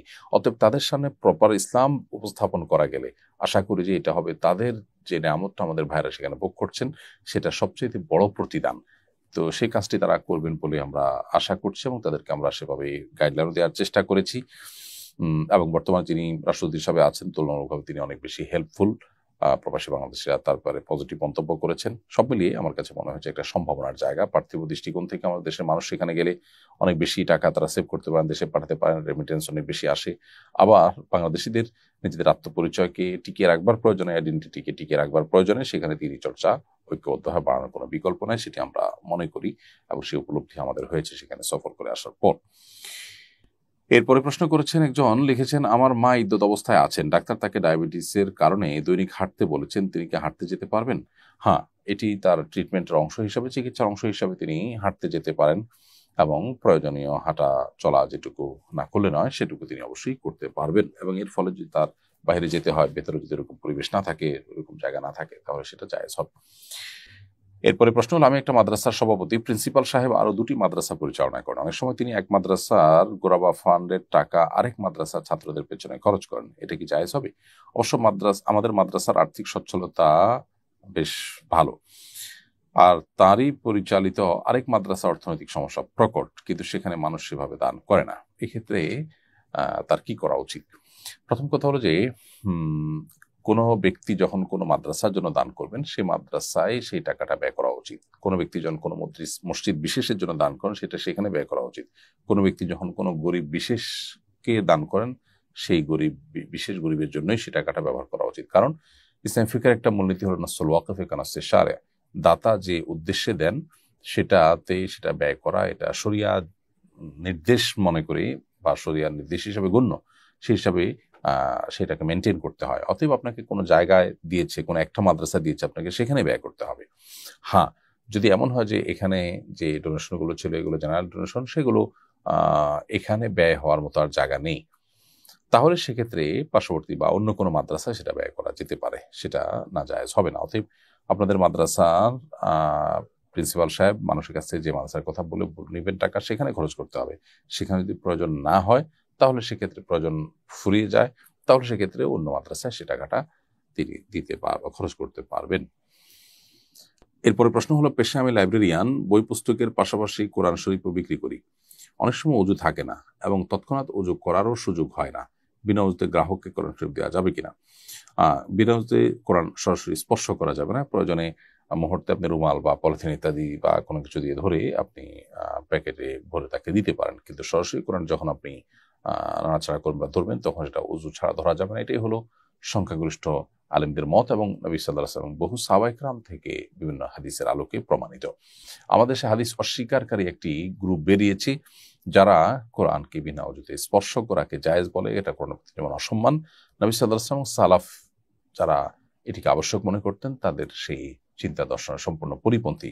ব্যাপারটি অনেকটা এরকম যে কোরআন হাদিস সাহাবীদের বা রাসূলুল্লাহ করিম সাল্লাল্লাহু আলাইহি ওয়াসাল্লামের চাইতেও এই যুগের এই সমস্ত মানুষগুলো বেশি বুঝে বলে নিজেদেরকে দাবি করছে, এমন একটি ব্যাপার। বিধায় আমাদেরকে সতর্ক থাকতে হবে। এরপরে প্রশ্ন হলো, পিতার মৃত্যুর কতদিন পর ছেলে বিবাহ করতে চাইলে বিবাহ করতে পারবে? অনেকে বলছেন 40 দিন অপেক্ষা করা উচিত। উত্তর হলো, পিতা কিংবা মাতার মৃত্যুর পর ছেলে কিংবা মেয়ের বিয়ের জন্য নির্দিষ্ট কোনো সময়সীমা নেই যেটি অপেক্ষা করে তাকে তারপর বিয়ে করতে হবে, এরকম কোনো সীমানা শরীয়ত নির্ধারণ করে দেয়নি। পিতার বা মাতার মৃত্যুর পর যে কোনো সময় বিয়ে করা যাবে। স্বাভাবিকভাবে মানুষ মৃত্যুর পর একটু মানসিকভাবে আপনার ভেঙে পড়েন এবং 3 দিন অন্তত শোক পালনের মধ্যে থাকেন। সাধারণ অবস্থায় সর্বাবস্থা যে কোনো আত্মীয় স্বজনের মৃত্যুতে 3 দিন পর্যন্ত শোক পালন এর কথা হাদিসে বলা আছে। এরপর কেউ শোকার্ত আছে কিনা, কে কতদিন শোকার্ত থাকছে, এটা একান্ত তার বিষয়। শরীয়ত এখানে তাকে কোনো সময় ঠিক করে দেয় না যে এতদিনের মধ্যে বিয়ে করা যাবে না। বিধায় 40 দিনের আগেও চাইলে কেউ বিয়ে করতে পারেন। শরীয়তে তারপরে কোনো নিষেধাজ্ঞা আরোপ করা হয়নি। একটি কোরআন শিক্ষা কোর্সে ভর্তি হয়ে কোরআন শিখছি। শিক্ষিকা বলছেন মাসিক অবস্থায় শেখার জন্য কোরআন পড়া যাবে। এ নিয়ে বিভ্রান্তিতে আছি, বিভ্রান্তি মুক্ত করবেন প্লিজ। ধন্যবাদ। জমহুর বা সংখ্যাগরিষ্ঠ ইমামদের মতে মাসিক অবস্থায়ও কোরআনে কারীম তেলাওয়াত করা, স্পর্শ করা এটা নাজায়েজ, দুইটাই নাজায়েজ। এটা সংখ্যাগরিষ্ঠ ইমামদের মত, প্রায় সব ইমামদের মতই এটা। এবং ইবনে তাইমিয়া রাহিমাহুল্লাহ এবং সৌদি আরবের সমকালীন আলেমদের কেউ কেউ এটাকে বা সৌদি আরব উলামা কেরাম এটাকে জায়েজ বলেন, অর্থাৎ তারা বলেন যে মাসিক অবস্থায় কোরআন তেলাওয়াত করা জায়েজ। তো শিক্ষার উদ্দেশ্যে আপনার মাসিক অবস্থায় কোরআন কারীম তেলাওয়াত করা এটা মৌলিকভাবে জায়েজ হবে না জমহুর বা সংখ্যাগরিষ্ঠ আলেমদের মতে। কিন্তু যদি এমন হয় যে মুখস্থ করেছেন, মুখস্থ থাকবে না, ভুলে যাবেন, হিফজের ছাত্রী নিশ্চিত ভুলে যাবে, তাহলে সেক্ষেত্রে সে ভেঙে ভেঙে পড়তে পারবে। অনেক উলামা কেরাম এভাবে পারমিশন দিয়েছেন। তবে আপনার মৌলিক কথা হলো যে সংখ্যাগরিষ্ঠ ইমামদের মধ্যে মাসিক অবস্থায় কোরআন কারীম তেলাওয়াত করা যাবে না। যার সাথে বিয়ে ঠিক হয়েছে যদি সে ফোনে বিয়ে পরবর্তী সেক্সুয়াল লাইফ সম্পর্কে জিজ্ঞাসা করে, তার উত্তর দেওয়া যাবে কিনা? উত্তর হলো যে খুবই প্রয়োজনীয় কথা বলা যাবে। অপ্রয়োজনীয় আলাপ বা ঘনিষ্ঠতা বা যেটা শুধুই স্বামী স্ত্রী সুলভ আলোচনা, সেটা বিয়ের আগদ না হওয়া পর্যন্ত করা যাবে না। আজকাল বিশেষ করে পশ্চিমা সভ্যতার থাবায় এটার প্রভাবে আমাদের সমাজে যৌন জীবনে যে সমস্ত বিকৃতিগুলো ঢুকে গেছে সেগুলো অনেক সংসারকে দুমড়ে মুষড়ে শেষ করে দিচ্ছে। অনেকে ভেতরে ভেতরে কুরে কুরে খেয়ে ফেলছে। অতএব এই অপসংস্কৃতির ব্যাপারে আমাদের সতর্ক এবং সাবধান থাকতে হবে এবং শরিয়ার কাছে নিজেদেরকে সুপর্দ করতে হবে। আল্লাহ রাসূল সাল্লাল্লাহু আলাইহি ওয়াসাল্লাম আমাদের যে শুভাকাঙ্ক্ষী এবং আমাদের জন্য যে কল্যাণের পথ বাতলে দিয়েছেন, এর ভিন্ন আর কোনো কল্যাণের পথ আমাদের জন্য থাকতে পারে না। বিধায় বিয়ে শাদী ঠিক হয়েছে কিন্তু আগদ হয়নি, একান্ত একে অন্যের কাছ থেকে ইনফরমেশন, যেগুলো জেনারেল ইনফরমেশন না জানলে নয় সেগুলো জানতে পারেন, কিন্তু স্বামী স্ত্রী সুলভ আলাপ আলোচনা যেটা মূলত রসিয়ে করা হয় এবং যেটা মূলত মনে মনে এক ধরনের তৃপ্তি অনুভব করার জন্যই করা হয়, এটা কিন্তু জায়েজ হবে না। জাস্ট অ্যাজ এ ইনফরমেশন কোনো কিছু জানা দরকার হলে সেটি জানতে পারেন, কিন্তু সতর্ক থাকতে হবে। সেখানে যৌন বা আপনার সেক্সুয়াল যে আপনার সম্ভোগ কিংবা তৃপ্তি, সেটা যেন উদ্দেশ্য বা এখানে আপনার কথাবার্তা আড্ডার মাধ্যমে স্বামী স্ত্রী সুলভ যে আড্ডা, সেটা যেন না হয় সেদিকটা খেয়াল রাখতে হবে। এরপর প্রশ্ন করেছেন, শাশুড়ির মৃত্যুর পর আমার শ্বশুর দ্বিতীয় বিয়ে করেছেন, দ্বিতীয় স্ত্রীকে জায়গা জমি লিখে দিচ্ছেন, তাই আমার স্বামী ও দেবর তাদের বাবার উপর অসন্তুষ্ট। তারা কি বাবার জীবদ্দশায় মিরাজ বন্টনের জন্য বাধ্য করতে পারেন বাবাকে? না, এটা করার সুযোগ নেই।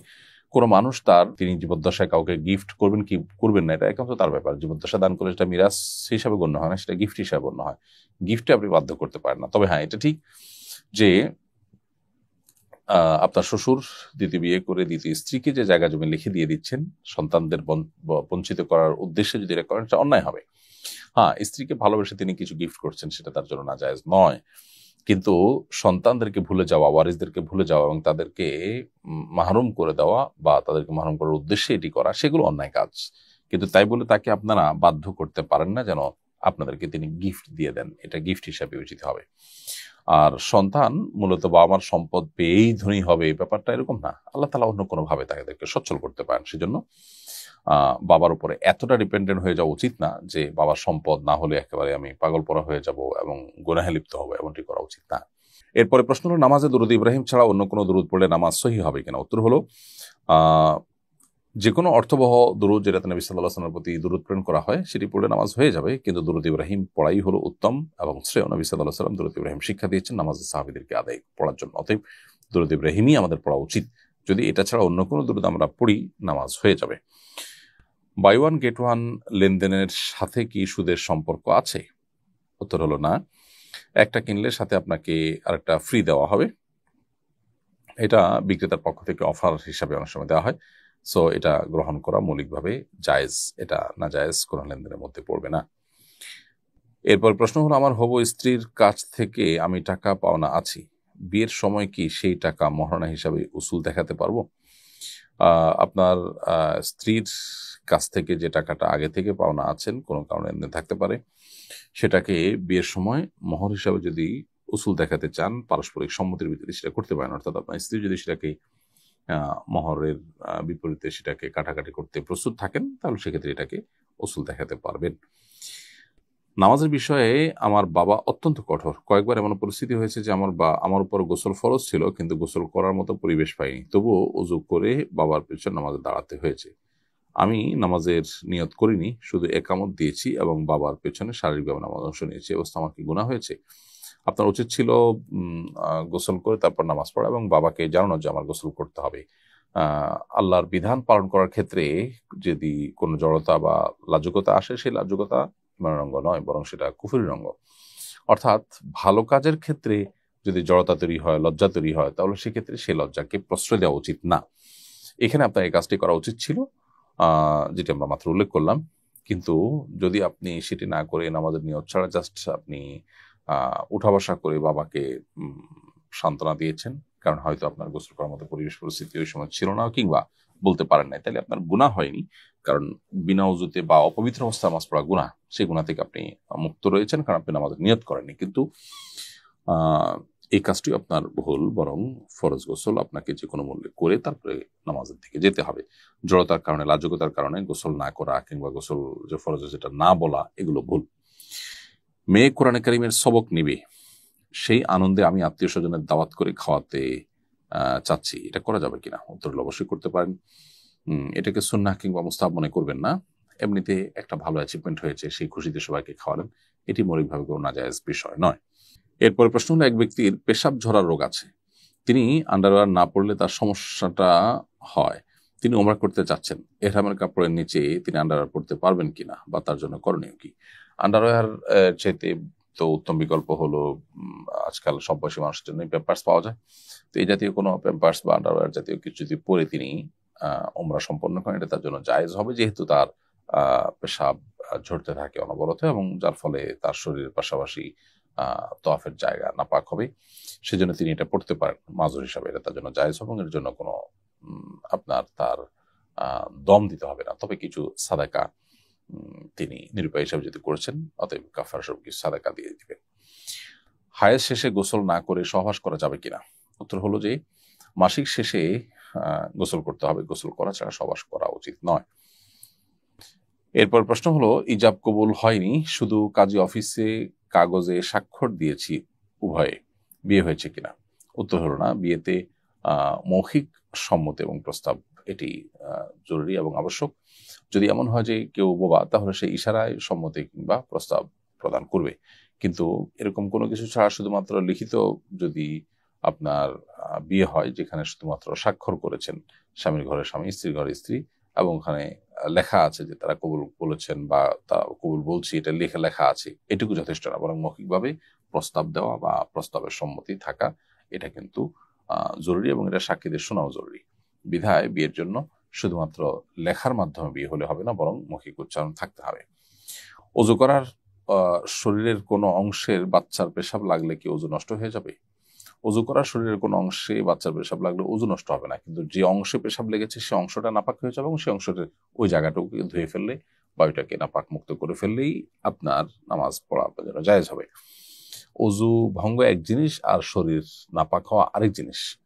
শরীরে নাপাক লাগলে শরীর নাপাক হবে, অজু ভঙ্গ হবে শরীর থেকে নাপাক বের হলে। বিধায় দুইটা আলাদা আলাদা বিষয়। আমার নিজের টাকা দান করতে স্বামীর অনুমতি লাগবে কিনা? উত্তর হলো, আপনার নিজের টাকা দান করতে স্বামীর অনুমতি লাগবে না। নিজের সম্পদ আপনি ব্যবহার করার ক্ষেত্রে সম্পূর্ণ স্বাধীন। তবে দাম্পত্য জীবনে সুখ শান্তির প্রয়োজনে স্বামী যদি এটা আশা করে তাহলে তাকে জানালেন। স্বামীর কর্তব্য হবে আপনি কোনো অন্যায় কিছু না করলে বা খারাপ কাজে টাকা ব্যয় না করলে বা অযৌক্তিক কাজে ব্যয় না করলে আপনার স্বাধীনতা নিশ্চিত করা, এটা তার কর্তব্যের অংশ। শরীয়ত আপনাকে বাধ্য করে না যে স্বামীর এক্ষেত্রে বিধিনিষেধ আপনাকে মেনে চলতে হবে। হ্যাঁ, আপনি নিজে যদি হালাল এবং ভালো কাজে ব্যয় করেন, বৈধ কাজে টাকা ব্যয় করেন, সেটা আপনি অবশ্যই করতে পারেন। এর জন্য স্বামীর অনুমতি মৌলিকভাবে নিতে হবে না। দাম্পত্য জীবন সুখ শান্তির প্রয়োজনে জিজ্ঞেস করলে যদি সম্পর্ক ভালো থাকে সেটা আপনার করা উচিত, সেটা ভিন্ন বিষয়। ওমরার ইচ্ছায় টাকা জমা দিয়েছি, স্বামী মারা যাওয়ায় যাওয়া হচ্ছে না, টাকা জমা দেওয়ার কারণে কি ওমরা আবশ্যক হয়ে যাবে? উত্তর হলো যে টাকা জমা দিলে ওমরা আবশ্যক হয়ে যায় না। স্বামী মারা যাওয়ার কারণে আপনার ইদ্যত পালন করতে হবে, এখন আর ওমরা যাওয়া হচ্ছে না, তাহলে আপনি টাকা ফেরত নেবেন এবং আপনার ওমরা যেতেই হবে টাকা জমা দেওয়ার কারণে, এমন কোনো বাধ্যবাধকতা নেই। পরবর্তীতে আল্লাহ যখন তৌফিক দিবেন ওমরা যাবেন। এরপরে প্রশ্ন হলো, আমার রুমমেট হিন্দু, তার টেবিলে সবসময় প্রতিমা থাকে, এ রুমে নামাজ হবে কিনা? যেই কক্ষে প্রতিমা আছে সেখানে রহমতুল ফেরেশতা প্রবেশ করার কথা নয় হাদিসের আলোকে। বিধায় সেখানে নামাজ না পড়ে অন্য কোনো কক্ষে, করিডোরে বা অন্য কোনো জায়গায় নামাজ পড়া উচিত। যদি বিকল্প কোনো জায়গা না থাকে তাহলে এখানে নামাজ পড়লে আপনি কিবলামুখী হয়ে নামাজ পড়লে নামাজ আদায় হয়ে যাবে ইনশাআল্লাহ তাআলা। বিয়ের পরে মেয়েরা যদি বাবার বাড়িতে 15 দিনের কম থাকার নিয়তে আসে তাহলে কি কসর করবে? বিয়ের পরে মেয়েরা বাবার বাড়িতে আসলে মেহমান হিসেবে আসে, এটা তাদের স্থায়ী কিংবা বর্তমান ঠিকানা হিসেবে বিবেচিত হয় না, যার ফলশ্রুতিতে সেখানে তারা 15 দিনের কম থাকলে সেটা মুসাফির হিসাবে তারা গণ্য হবেন এবং কসর করবেন। নামাজের মধ্যে ঢেকুরের সাথে খাবার চলে আসলে নামাজের বিধান কি? ঢেকুরের সাথে যদি সামান্য খাবার চলে আসে ওটা পেটের ভিতরে গিলে গেলে অসুবিধা নেই, যদি অনেক বেশি খাবার চলে আসে তাহলে সেটা গিললে নামাজ ভঙ্গ হবে, নষ্ট হবে। যদি বেশি সেটা বের হয়ে আসে গলা থেকে মুখের দিকে তাহলে সেক্ষেত্রে সেটা আবার গিলে ফেলাটা নামাজ ভঙ্গের কারণ হতে পারে। আর যদি বুটের দানার মতো এরকম অল্প স্বল্প খাবার উঠে আসে সেটা খেয়ে ফেলে নামাজ নষ্ট হবে না। আকিকার ক্ষেত্রে কি খাসি ছাগল বাধ্যতামূলক নাকি ছাগিয়ে দেওয়া যাবে? উত্তর হলো যে ছাগিয়ে দেওয়া যাবে। খাসি ছাগল হতে হবে এমন কোনো বাধ্যবাধকতা নেই আকিকার ক্ষেত্রে। শুধুমাত্র বয়সটা লক্ষ্য করতে হবে যে আপনার ছাগলের বয়স 1 বছর হয়েছে কিনা, গরুর ক্ষেত্রে গরুর বয়স 2 বছর হয়েছে কিনা, এগুলো দেখা হলো জরুরি। এরপরে প্রশ্ন হলো, সন্তান গর্ভে থাকাকালীন সন্তানের বিষয়ে পরিবারকে মিথ্যা তথ্য দিয়েছিলাম, পরবর্তীতে সন্তানের মৃত্যু হয়, আমার মিথ্যার কারণে কি মৃত্যু হয়েছে? সন্তান গর্ভে থাকাকালীন সময় যে সন্তানের বিষয়ে সঠিক তথ্য দেননি এর কারণেই যে আপনার সন্তান মারা গেছে এমনটি মনে করবার কোনো কারণ নেই। তবে মিথ্যা বলা এমনিতে গুনাহ, আপনি সেজন্য আল্লাহর কাছে তওবা করবেন এবং যত বাধাই থাকুক না কেন একজন ইমানদার সরাসরি মিথ্যা কথা বলতে পারেন। একটা হলো এড়িয়ে গেলেন, সেটা তো জায়েজ আছে যে আপনি চুপচাপ থাকলেন, কিছু বললেন না, কিন্তু আপনি ডাইরেক্ট মিথ্যা যদি বলে থাকেন সেটা গুনাহের কথা এবং তার জন্য আল্লাহর কাছে তওবা করতে হবে। কিন্তু এর কারণেই যে আপনার সন্তান মারা গেছে ব্যাপারটা এভাবে মেলাবার সুযোগ নেই এবং অন্য কোনো কারণে সে মারা যেতে পারে, এটা নিয়ে খুব বেশি প্রেশারের মধ্যে থাকা এবং খুব বেশি দুশ্চিন্তার মধ্যে থাকাটা অনুচিত। নাইম ইসলাম লিখেছেন, কেউ যদি দিনে ফিরে আসে তাহলে তার অতীতের সকল গুনাহ মাফ হয়ে যায় বলে শুনেছি, বান্দার হক সংশ্লিষ্ট গুনাহ কি মাফ হয়ে যাবে? উত্তর হলো যে বান্দার যে সমস্ত পাওনা আছে সেই পাওনাগুলো ইসলাম গ্রহণ করার পর দিনে ফেরার পর আপনাকে ফেরত দিতে হবে। দিনে ফেরা বলতে একজন মুসলমান তিনি আগে প্র্যাকটিসিং ছিলেন না, এখন সিরিয়াস প্র্যাকটিসিং হয়েছেন, তো এটা তো আসলে ইসলামে নতুন করে প্রবেশ করার অন্তর্ভুক্ত না। যারা একেবারে নতুন করে ইসলামে এসেছেন তারাও যদি কোনো পাওনা দেনা মানুষের কাছে থাকে তারা ইসলামে আসার কারণে সেই পাওনা দ্বারা মুকুফ হয়ে যাবে না, বরং সেটা তাদেরকে ফেরত দিতে হবে। তাহলে সেক্ষেত্রে একজন মুসলমান নন প্র্যাকটিসিং ছিলেন, তিনি প্র্যাকটিসিং হয়েছেন, তো এরকম ব্যক্তি দিনে প্র্যাকটিস শুরু করার পর তার আগের যে পাওনা দেনা মানুষের কাছে ছিল সেটা পরিশোধ করা তার জন্য আরো বেশি আবশ্যক হবে। আমার বয়স 30, এখনই আমার চুল সাদা হয়ে যাচ্ছে, কালো কলম ব্যবহার করতে পারবো? উত্তর হলো যে কালো কলব ব্যবহার করা শরিয়াত দৃষ্টিকোণ থেকে পুরুষের জন্য এটা পুরুষ হোক নারী হোক এটা আমাদের জন্য নাজায়েজ। বরং চুল যদি সাদা হয়ে যায় সেটাকে মেহেদির কালার বা অন্য কালার দিয়ে রঙিন করার ক্ষেত্রে শরীয়ত আমাদেরকে নির্দেশ করেছে। কালো কালার যদি অন্য কোনো কালার সাথে কালো মিশ্রিত হয় তাহলে সেটা জায়েজ হতে পারে, বাট শুধু কালো কালার হাদিসে নবী সাল্লাল্লাহু আলাইহি ওয়াসাল্লাম পরিষ্কার ভাবে বলেছেন ওয়াজান্নাবুস সাওয়া, তোমরা কালো কালার করা থেকে চুল দাড়িকে বিরত থাকো। এরপরে প্রশ্ন হলো ডিভোর্সের পর স্বামীর বাড়িতে রেখে আসা আমার জিনিসপত্র কি ফেরত আনতে পারবো? তারা দিতে চান না। উত্তর হলো ডিভোর্সের পর স্বামীর বাড়িতে আপনার নিজস্ব যে জিনিসগুলো আছে, যেগুলোর মালিক আপনি, আপনাকে গহনা দেওয়া হয়েছে মোহর হিসাবে, সেটা মালিক আপনি, অথবা আপনাকে কাপড় চোপড় গিফট হিসেবে দিয়ে দেওয়া হয়েছে, সেটা মালিক আপনি, যেগুলো আপনার মালিকানা জিনিস সেগুলো আপনি অবশ্যই আনতে পারবেন। অনেক ফ্যামিলিতে ডিভোর্স হয়ে গেলে স্বার্থপরের মতো আচরণ করা হয় এবং আর তার জিনিসপত্র তাকে নিতে দেওয়া হয় না। এটা খুবই অন্যায় এবং অবিচারের কথা। একই ক্ষেত্রে একই জিনিস স্বামীর ক্ষেত্রেও ঘটে, যে দেখা যায় বিয়ের পরে পাত্র স্বামীর জিনিসপত্র থাকে স্ত্রীর কাছে, সেগুলো স্ত্রী বা স্ত্রীর পরিবার পক্ষ তারা ফেরত দিতে চান না, যেটা স্পষ্ট জুলুম। যত যাই হোক না কেন, একজন ইমানদার কোন অবস্থাতেই অন্য সম্পদ অন্যায়ভাবে ভক্ষণ করতে পারে না। নবী সাল্লাল্লাহু আলাইহি ওয়াসাল্লাম বলেছেন ফাইমা তাখুযু মাল আখিক, তুমি তোমার মুসলিম ভাইয়ের সম্পদ কিসের ভিত্তিতে ভক্ষণ করবা বা তোমার দখলে রাখবা, অতএব এটি অন্যায়। আমার যাকাত ফরজ হওয়ার পরিমাণ স্বর্ণ আছে কিন্তু নগদ টাকা নেই, প্রতি বছর আমাকে স্বর্ণ বিক্রি করে যাকাত আদায় করতে হয়। আমার স্বামী আমার কোনো হাত খরচ দেন না, আবার চাকরি করার সুযোগ দেন না, এই পরিস্থিতিতে আমার করণীয় কি? যাকাত কিভাবে আদায় করব? যদি আপনার নিজের স্বর্ণের সামান্য একটু বিক্রি করে কয়েক বছরের যাকাত আপনি দিতে পারেন, সেটা আপনি দিয়ে যাবেন। স্বামীর উচিত আপনাকে সহযোগিতা করা এবং বিশেষ করে হাত খরচ ইত্যাদি দেওয়া। আপনার মোহরের টাকা থাকলে সেখান থেকে আপনি স্বর্ণের গহনে যাকাত দিতে পারেন, কিন্তু এই যাকাত দেওয়াটাকে আপনি জরিমানা মনে করবেন না, এটা কিয়ামতের আলামত। বরং আপনি আপনার স্বর্ণের সামান্য অংশ বিক্রি করে যেটা দিচ্ছেন সেটা আপনার আখিরাতে জমা হয়ে যাচ্ছে, যেটা রয়ে যাচ্ছে সেটা চাইতে বিক্রি করে যেটা যাকাত দিচ্ছেন সেটা আপনার জন্য বেশি গুরুত্বপূর্ণ এবং আপনার জন্য বেশি প্রত্যাশিত। কিন্তু আপনি সেই কাজটি করবেন যতদিন পর্যন্ত আপনার বিকল্প কোনো টাকা আপনার কাছে না আসে। এরপরে প্রশ্ন হলো আমার বারবার মিসক্যারেজ হয়, এ পর্যন্ত 5 বার হয়েছে, তাই এবার মানত করেছি আল্লাহর রহমতে গর্ভধারণের 6 মাস হলেই সন্তান আকিকা করে ফেলবো, এই অবস্থা আকিকা করা কি জায়েজ হবে? উত্তর হলো না। সন্তান জন্মের আগে আকিকার বিধান প্রযোজ্য হয় না। জন্মের পর 7ম দিন বা 14তম দিন কিংবা 21তম দিন আকিকা করা সুন্নাত। এটা একান্ত না পারলে, মিস করে ফেললে পরবর্তী যে কোথাও আকিকা করলে আদায় হয়ে যাবে, কিন্তু তার আগে অর্থাৎ সন্তান জন্ম নেওয়ার আগে আকিকা করার কোনো বিধান শরীয়তে নাই। বিধায় আপনি আল্লাহর কাছে এমনিতে দোয়া করবেন, ডাক্তার দেখাবেন এবং সতর্ক থাকবেন। বিশেষ করে রুকিয়া করতে পারেন। অনেকে রুকিয়া রিলেটেড সমস্যার কারণে অনেকে দেখা যায় যে জিন বা সেহের রিলেটেড ইস্যুতে সন্তান মিসক্যারেজ অনেক বেশি হয়, সেটা আপনি খেয়াল রাখতে পারেন এবং সেদিকে মনোযোগী হয়ে আপনি বিশেষভাবে ট্রিটমেন্ট নিতে পারেন। কিন্তু সন্তানের আকিকা আগে দিলে আর সন্তান আপনার মিসক্যারেজ হবে না, ব্যাপারটা সেরকম না। আর এই আকিকা আগে দেওয়ার কোনো বিধান শরীয়তে আমাদেরকে বলা হয়নি। প্রিয় দর্শক, দেখতে দেখতে আমার অনুষ্ঠানের একেবারে শেষ প্রান্তে চলে এসেছি, সময় হয়েছে বিদায় নেওয়ার। ইনশাআল্লাহ বিদিন আল্লাহ তাআলা তৌফিক দিলে আগামী অনুষ্ঠানে আবার দেখা হবে আপনাদের সঙ্গে। সেই পর্যন্ত সবাইকে আল্লাহ তাআলা সুস্থ রাখুন, ভালো রাখুন, সেই দোয়া রব্বুল কারীমের কাছে ব্যক্ত করে আজকের মতো এখানে শেষ করছি। জাযাকুমুল্লাহু খায়রা, ওয়াসসালামু আলাইকুম ওয়া রাহমাতুল্লাহি ওয়া বারাকাতুহু। আস-সুন্নাহ ফাউন্ডেশন, উম্মার স্বার্থে সুন্নাহর সাথে।